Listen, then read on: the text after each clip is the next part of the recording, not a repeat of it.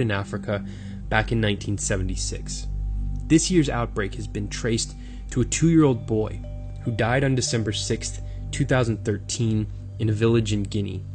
He probably got the virus by eating contaminated food that had been drooled or defecated on by a bat, or, as is common in this part of the world, had eaten some bat for dinner. Bats, researchers believe, are the carriers of the disease. As if the 2-year-old's death wasn't tragic enough, a week after it killed him, it killed his mother, his 3-year-old sister, and then his grandmother.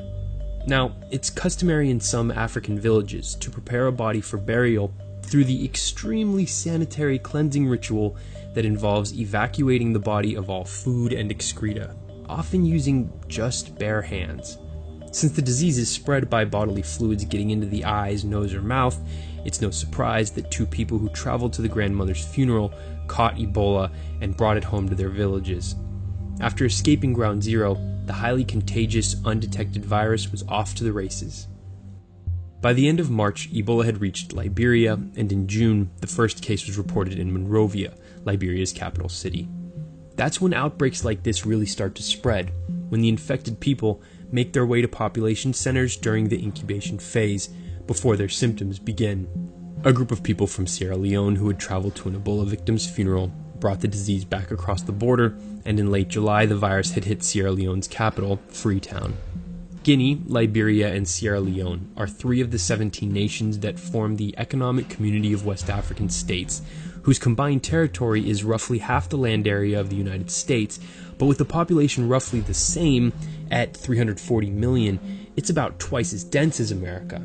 And since the disease is easily passed from person to person, and there are lots of people here, it's crucial to get outbreaks like this under control as quickly as possible, especially since a staggering 47%, or 2,984 of the just over 6,400 people who have been sickened by this strain of Ebola have died.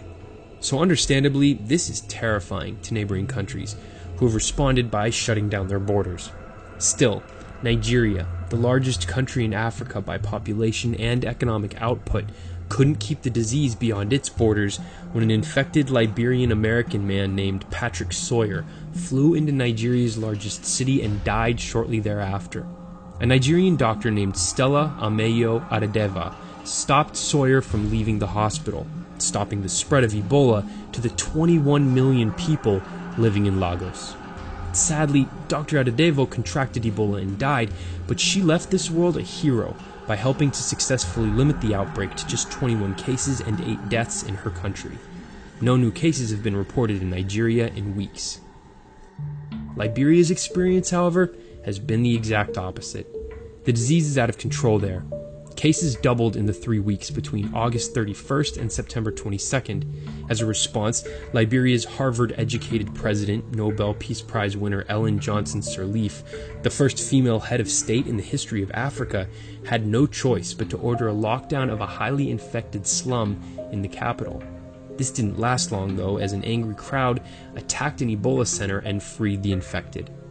The second hardest hit country, Sierra Leone, has resorted to an unprecedented 3-day nationwide lockdown of its 6 million residents in an effort to halt the disease. But these countries are fighting an uphill battle.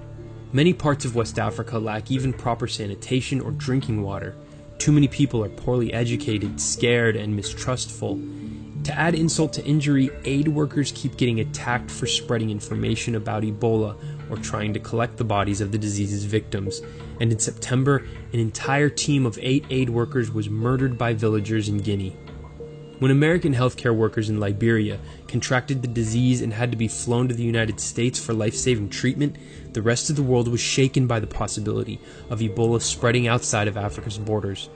It was the first time an Ebola-infected person had stepped foot on American soil. But it wasn't the first time someone on Western soil had been infected. In 1976, the year of the first documented Ebola outbreak, a British scientist named Geoffrey Platt, researching the disease in a lab in England, accidentally stabbed himself with a syringe containing the virus.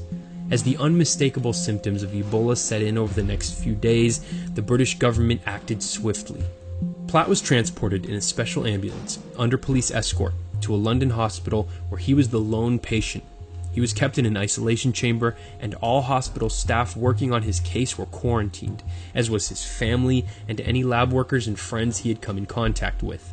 The extreme action worked. Platt recovered without infecting anyone else. But the current incarnation of Ebola is threatening to overwhelm the much more economically challenged West African region. Answering the call to action, the United States military is taking the lead in overseeing and coordinating the response to the epidemic. In addition to U.S. Centers for Disease Control and Prevention staff who have been there for weeks, President Obama has ordered 3,000 American troops to West Africa to build 17 100-bed treatment centers and a site capable of training 500 healthcare workers a week.